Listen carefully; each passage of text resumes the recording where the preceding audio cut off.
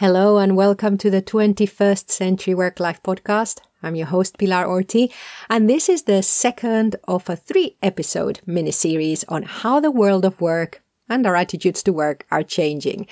So this series covers 3 different surveys that have taken place over the last couple of months, so September, October 2020, and they're asking employees and business leaders about what has changed because of the COVID pandemic and how attitudes have changed, how they perceive that their employees have responded, and what might be different or similar in the future about how they operate, both as individuals and organizations. So our first episode featured Katrina Bolle-Carbonell talking about a recent survey in Ireland. In today's episode, we have Andrew Saunders covering Will Hybrid Working Ever Work? In the UK. And the third episode will feature Chris Mullen, the Executive Director of the Workforce Institute at the Ultimate Kronos Group. And there he shares the global findings. So Ireland, UK, global, the global findings on employee concerns around physical safety, psychological security, and job stability. So I hope a nice range of different studies. Each interview works as a standalone episode, so I hope you enjoy all 3, and we would love to hear from you. There's a contact form over at virtualnotdistant.com. Please use that to get in touch. While you're there on the website, sign up to our monthly newsletter full of reading and listening recommendations. And if you are a new listener and you've enjoyed this episode, then do check out our back catalogue because there's a mixture of episodes that speak to those of you who've been in the remote space for a while. But now we also have some stuff for those of you who've been thrown into leading remote teams and collaborating online. And by the way, I hope it's been a positive experience for you, but we're here if you need any help. For now, I hope you enjoy this second episode of our mini-series on how the world of work and our attitudes to work are changing.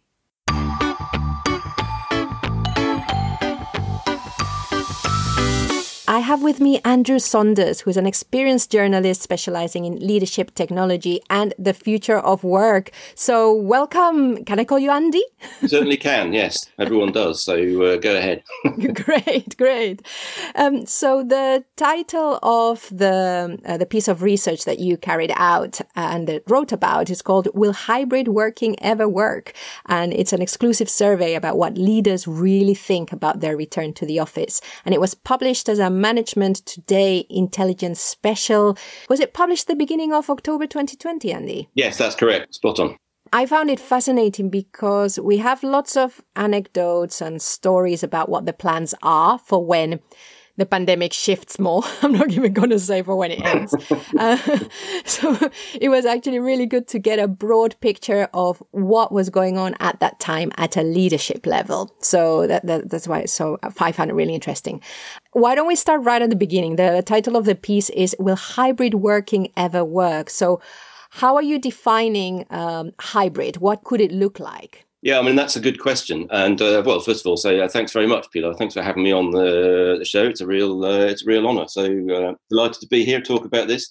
And, your point about, lots of anecdote, not much data, that really was the sort of starting point for the report. We felt that there was a lot of anecdote, not a great deal of information. So we decided to try and do a fairly quick snapshot survey, not looking for definitive answers or any kind of permanent solutions at this stage, but just to get a sort of sense of where leaders are in their thinking about the workplace of the future and what and how hybrid working will turn out. In terms of a definition, I think that like everything else is a bit of a moving target still at the moment, but it will end up meaning lots of different things, lots of slightly different things to lots of different people. But at its heart, I think what we can say about hybrid working, and we don't even know if the name will stick yet, do we? But we'll call it hybrid working for now. I think at its heart, it's about a change. It's about changing assumptions about where people will be doing most of their work in future. If we can characterize the sort of pre-COVID world as a working world where it was assumed, or leaders certainly assumed, that most of their people will be doing most of their work in a central workplace, an office or something, some similar environment. I think in hybrid working, the assumption is that most people will be doing most of their work not in the office, at home or in another remote working location, maybe one of the working from home clubs that is springing up all over the place, or a local hub office. In hybrid working, the office will still play a role, but it won't be the dominant player that it has been. I love that definition, that it's about changing assumptions also rather than a model of where people are working. I really like that. You've just mentioned something. You said working from home hubs. Did you mean co-working spaces or something different? I don't know if you spotted it, but round where I live in southeast London and some other parts of town, as I've been occasionally getting out and about recently, pubs and things are starting to open up working from home clubs. So you you can go and sit at a table and work from home. I mean, that's all kind of slightly curtailed at the moment with the specific pandemic regulations. There are a whole range of kind of creative solutions to where people might work in future. If you're literally working from home, you've sat in the same room all day, every day, it gets a bit boring, as we all know. So having some options about where you might be able to go that isn't the office, that doesn't require a kind of big commute or a massive time commitment, somewhere you can just down the road that you can pop into, I think, I can see how that might become a lot more popular. Wow, because I don't get out much anymore, so that's great. So I haven't even seen them. But now that you mention, I have heard of. That's great. That's another thing, another option that we have. Work from home clubs. Exactly. Excellent. Right. So let's go back to the time when you carried out the survey, the piece of research, which was September 2020, and something that struck me also is that it's been such an interesting time because, of course, we had the rush to working from home. Then we had the summer, which is always, I imagine, a different kind of period. And then September. So what was going on around then? What were the trends looking like regarding working back in the office? Yes, I mean, it's barely a couple of months ago, but it already seems like quite a distant time in many respects in terms of the kind of mood and the kind of priorities at the time. I mean, you're quite right. The summer holidays usually, traditionally September is the kind of big back to work time of year anyway, certainly in the UK and most of Europe. If I think about what I was doing at the time, beginning of September, I was spending a kind of frantic fortnight writing articles about how to go back to work. And then, a few days after they were all published, suddenly we weren't all going back to work anymore. We weren't going back to the office. We were going to be, staying at home again for a bit longer because the pandemic flared up again. So there's a lot has changed since then. But at that point, there was a sort of general optimism, I think, that a sort of staged return to work was underway, and that a lot of the people I was speaking to at the time for this report and for other pieces of work that I was doing were of the view that by Christmas they would have, a significant proportion of their people back in the office for at least a couple of days a week. Now, that hasn't really turned out to be the case in many places. And, what's happened instead is a rather more kind of ad hoc and piecemeal approach where, anecdotally now it seems that a lot of the companies that I'm talking to, they put a lot of effort into opening their offices and making them COVID safe. So they're kind of leaving them open for the people who really feel that they need to be in them for whatever reason, even for their own well-being or because some particular task that they have to do or piece of technology that they need to access that is in the office. Yeah, it's all become a bit kind of messy by comparison with how it was going to be at the time. Yeah, messy is difficult to deal with. Yeah, absolutely. Yeah, that's right.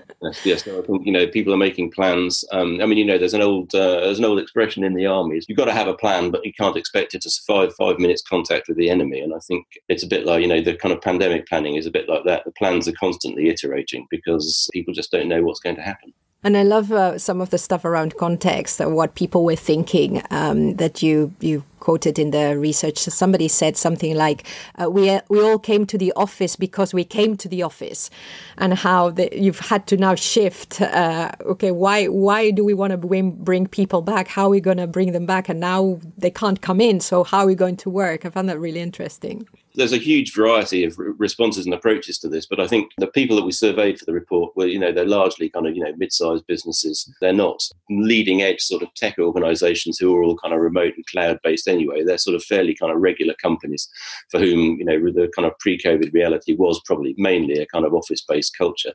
They are exactly kind of struggling a little bit with how to manage the kind of transition to working from home, and then trying to figure out, as we say, what the future might look like.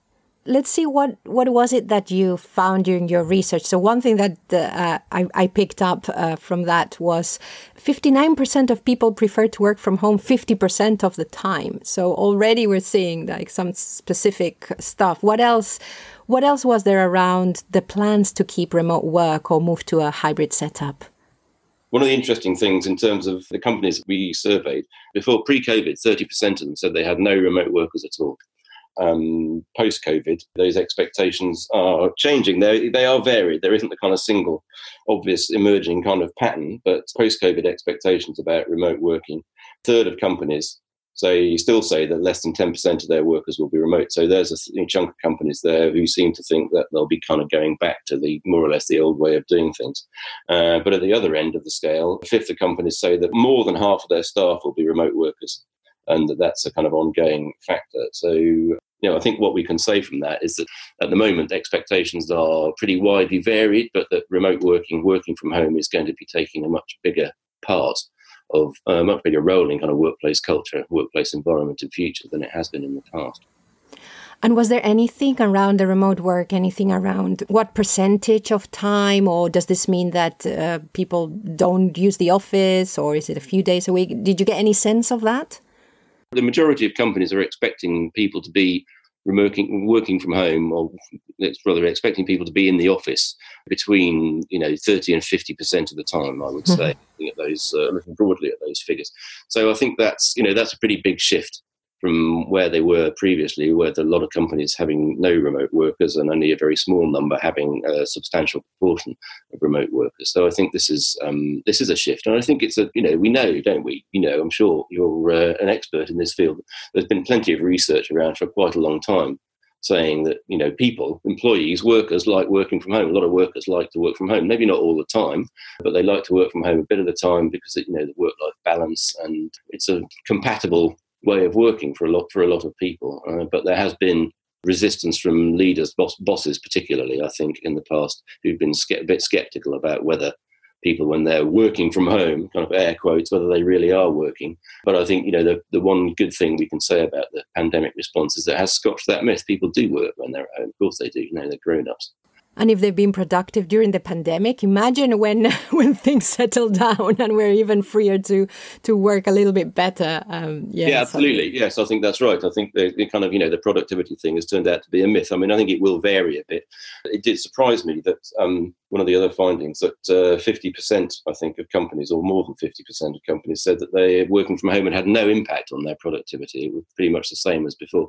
I was kind of thinking I was expecting a slightly more extreme range of responses there, with kind of maybe a big chunk saying productivity had gone up and a big chunk saying it had gone down too. But actually, we extrapolate that trend. It will vary a bit, of course. The novelty is wearing off. The winter's here. It's getting a bit dark and chilly. So it will maybe become a little bit harder to keep that up. But I think in general terms, we've seen that working from home does work. It is productive. Yeah, that's interesting. The sustainability of what's happening and how just the passage of time might change it. Yeah. Well. Is there anything else you found about your research? I've got a couple of points here. Maybe something around real estate, or something else that is that's on your mind, actually. No, I mean, the real estate use is interesting, I think, because there have been there's certainly a lot of interest, a lot of speculation about what's going to happen to the the city centre economies as a result of mass working from home. A lot of focus seems to be on the sort of we've all got to go back to work in order to save coffee shops and things, which is slightly putting things the wrong way around for me. But certainly there's a big question around office space and city centre landlords. What's going to happen to them?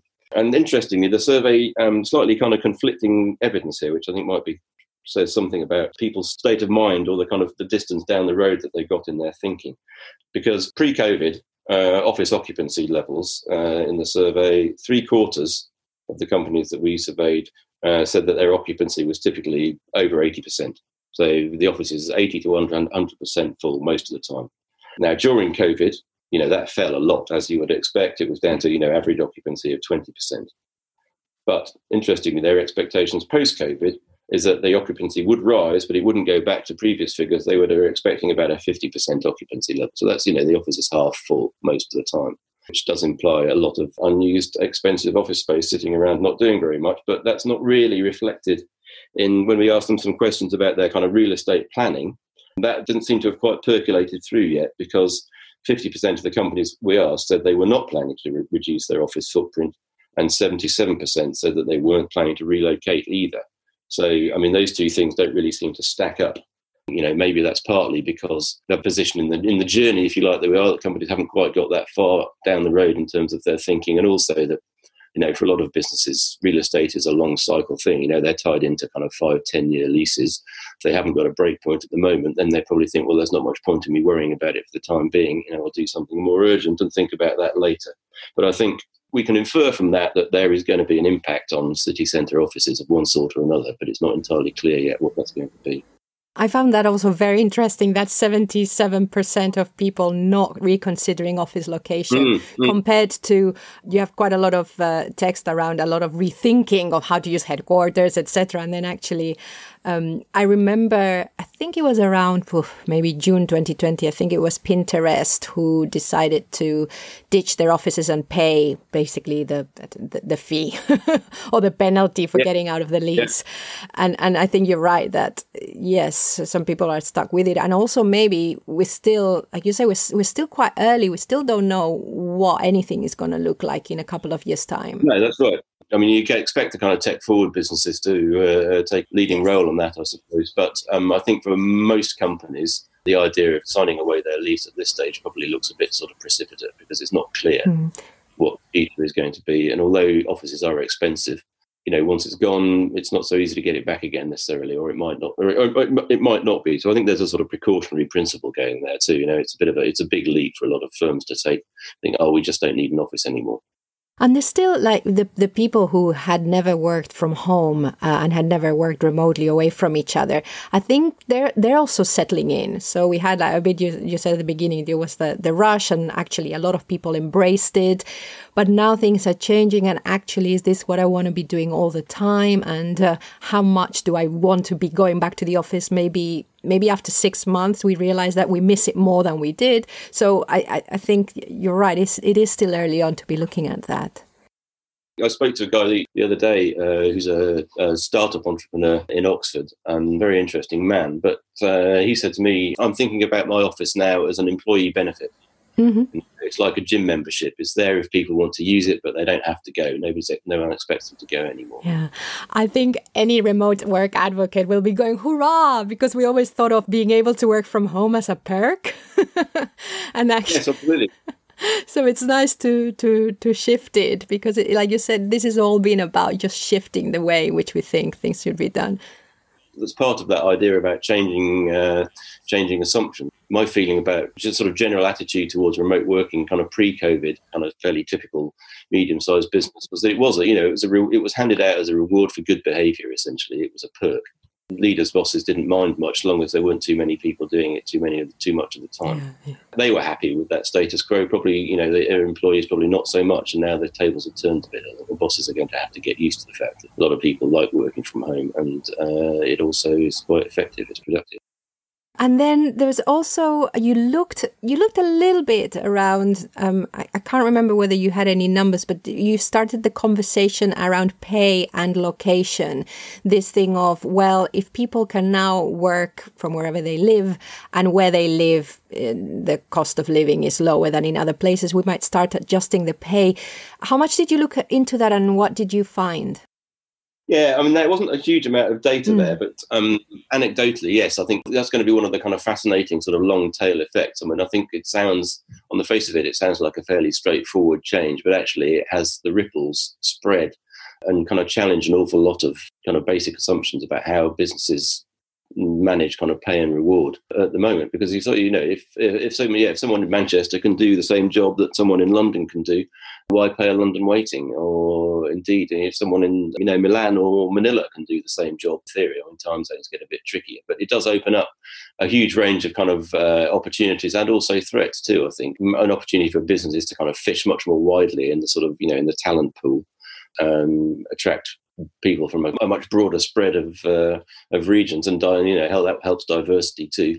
But it also does beg the question of what about employing people from different countries in with different sort of employment regimes and different kind of lower levels of employee protection and things. That is a complicated situation which is going to take years to play out, I think. I'm really glad you brought that up, even if there wasn't any data around it, because I think it's a really, really important conversation and something, as you're saying, that maybe people had not thought of yet, that actually I've got this business, especially small and medium. Why do I have to bring people in locally? And then I think it starts to open up the ethical conversation around it, the long-term society implications around it also.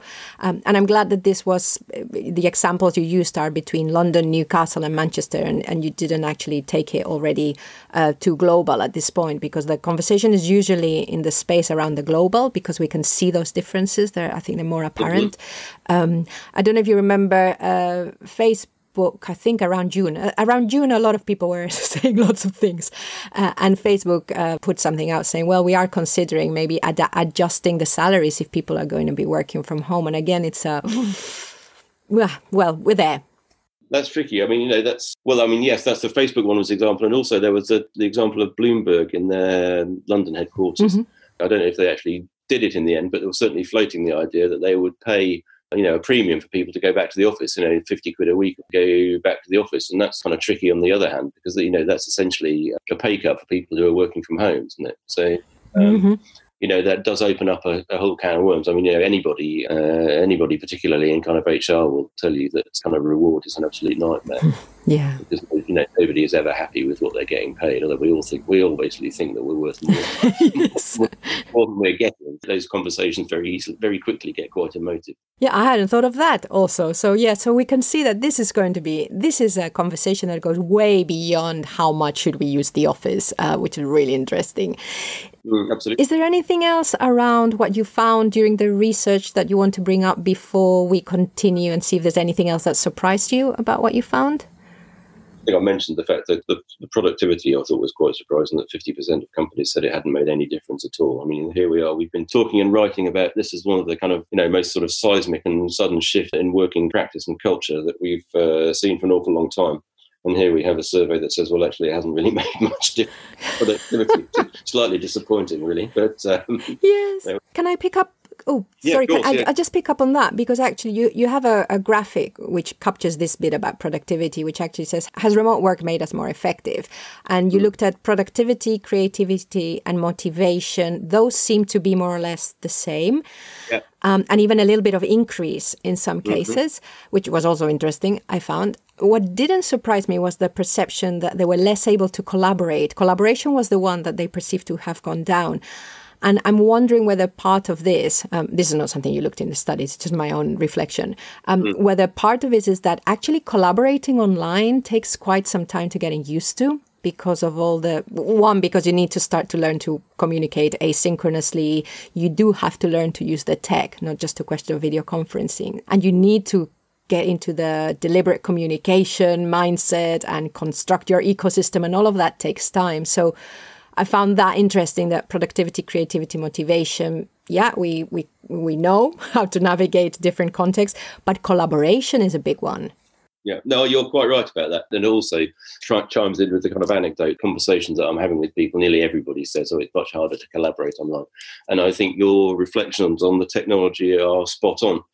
It is possible to collaborate online. We see tech businesses who are great at this stuff, some of whom who have, literally globally dispersed teams, and they manage to produce, amazing bits of software without ever having met each other or even being in the same time zone in some cases. So it's not that it's impossible, but it's quite a specific skill, which a lot of people don't have yet. The technology has been one of the unsung heroes, to put my kind of tech hat on for a moment, of the pandemic. The fact that video conferencing particularly is so easy to use and effective as one of the reasons why productivity hasn't gone down. And you can do it, but it's video conferencing is only one of a suite of online communication tools, and I think that people haven't really started to move into the other stuff, the asynchronous communication in particular. There's a long way to go on that, and if we all have continued to work from home more or less exclusively for a longer period of time, then I think we'll have to learn those skills, and they will spread, and collaboration will get better. And the other thing is, of course, that this is all reflections that have come up through the reading and the piece, and also through the last few months, is that remote work, as we know it, as in distributed organizations, so places which are set up for working away from each other, attract a kind of person who is more comfortable with asynchronous, who is more comfortable with having lots of time on their own to collaborate at a distance. And now we've just, everyone, regardless of how much their personality can embrace that, how much they want to, they're being forced to work in this other way. So I think that conversation is also really important for businesses and organizations to be having. It's actually not everyone is suited to every kind of work, which we kind of know, but I think now we really put a big spotlight on it. No, I mean, that's absolutely right. Yes. I mean, I think one of the challenges for leaders in the next kind of 6 months or a year, at least, and probably longer than that, is there is a split. There is a potential kind of gulf between the extremes here. You have groups of people who love working from home and never want to go back to the office again. And at the other extreme, you have people who really don't like it very much at all and kind of, are doing it because they have to, but can't wait to get back into the office. It's an interesting split there. It's going to be hard to manage because the risk is that you end up with basically a kind of two-stream organisation, two companies, one of them working at home and one of them in the office, not really knowing what the others are up to. But the other thing is that those responses are governed by a range of factors. I think one of them is the personality types. You're right. Some people are just better at being on their own. Don't lose their motivation. Their kind of motivation is more internal. They don't get so much energy from being with other people. So I think the other important factor here is people's personal circumstances. Their life circumstances. Yeah. If you have a family at home and you working from home, you get to spend more time with your kids and your partner. That's a pretty good bonus. But if you're living in a shared flat with 4 other people and crappy broadband and nowhere to sit, then, no wonder you want to go back to the office. Yes. Yeah. That is so important that some people just can't work from home. Yeah. And it's physically difficult. And I think that also accounts for a slightly surprising factor about this, which I've noticed, is that normally you would expect the kind of younger generations to be on the cutting edge of these changes and the shift to kind of remote working. But actually, when you look at it, a lot of the reported information is that the people who like it most are slightly older people, as we say, with families and kids and perhaps a bit more space at home. People who are really suffering from the lack of the office are the younger generation, partly because they haven't got the setup to do it at home, but also because they're at that stage in their career when they really benefit from being around other people. When you're young, it's when you build your professional networks. It's when you really learn how to do your job, and a lot of that stuff, in an office environment, happens kind of by accident because you tag along to meetings or you listen to people doing things, and you learn how to do it that way. So the whole question of kind of career development, personal development in an online world is another kind of long-term effect, which a lot of companies are only really starting to kind of wonder about now. I'm really glad you brought that up, because that is a big reminder also not to assume that young people are perfectly happy with with being away from the office. We assume that they want to do everything on their phones, but that doesn't include working necessarily. Yeah. Great. Is there anything else that surprised you, or that it was what you expected and was confirmed before we move on? The thing that I found that wasn't that much of a surprise, it was a pleasant unsurprise, we can put it that way.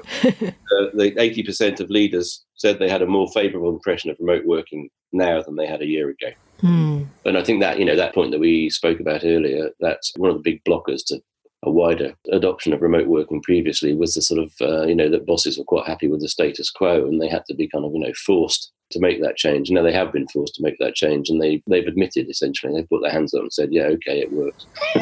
Yes. You got me.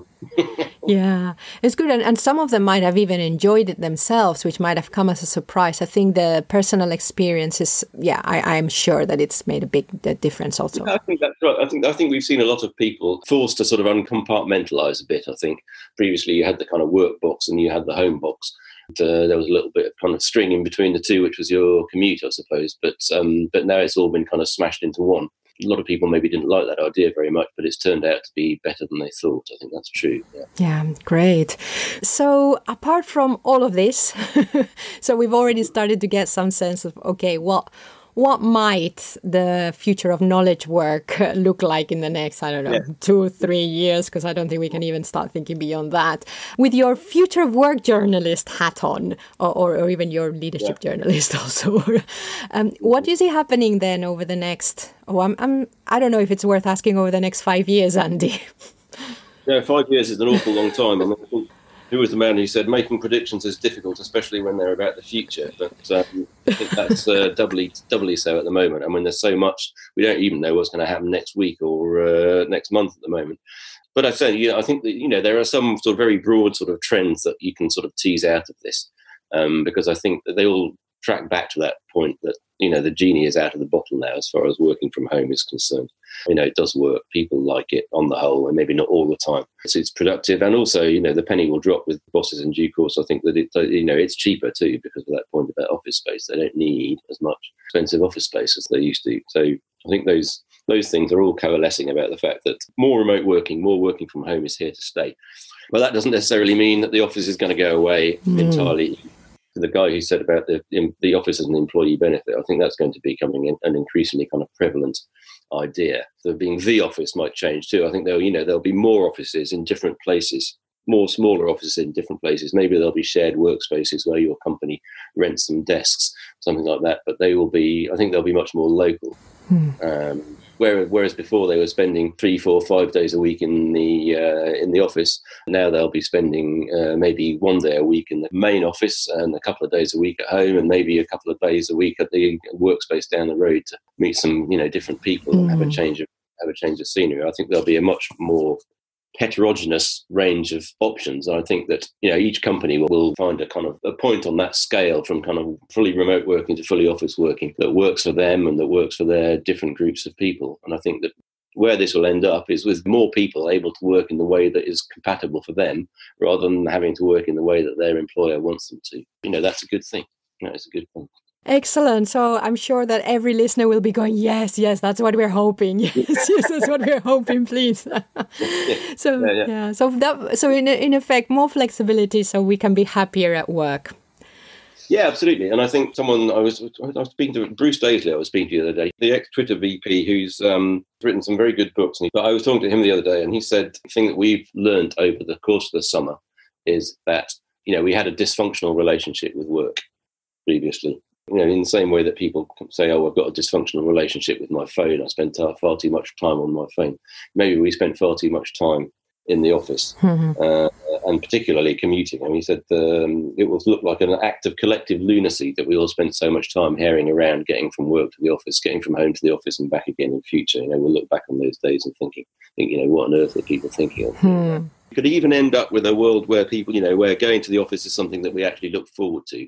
Imagine that. Yeah, that's how it should be, really. Yeah, there's that old joke, isn't there, about people don't, when they're looking back on their lives, they rarely wish that they'd spent more time in the office. Well, maybe in future people will think that at least they didn't spend too much time in the office. They spent the sort of amount of time in the office that they wanted to. Nice. Good. Well, I think that is a great optimistic future to end with. You've got to do your best, haven't you? Yes. Great. So I will put the link to where you can find the report in the show notes. It's a really, I came across it in a very strange way. I think I'm subscribed to the Management Today newsletter and it came through. So it's a strange place that it's living in.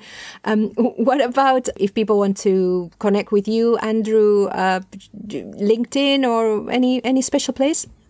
I'm on LinkedIn. I'm Andy M. Saunders on Twitter. I love to talk about these things. So, yeah. Excellent. Well, if there are any other podcasters listening to this and you would like to have Andrew talk about leadership technology or the future of work, here we go. Andrew Saunders, thank you very much. Thanks so much, Pilar. I really enjoyed it.